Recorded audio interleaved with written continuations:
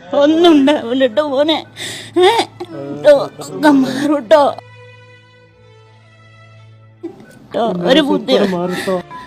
ഒരു ബുദ്ധിമുട്ടും ഉണ്ടാവില്ല കേട്ടോ.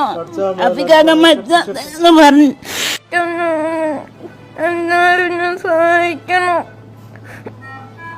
എനിക്ക് സ്കൂൾ മദ്രസയൊക്കെ പോകാൻ പൂതിയുണ്ട്. എന്നെ സഹായിക്കണം. എൻ്റെ ഒക്കെ പോകാൻ പറ്റും.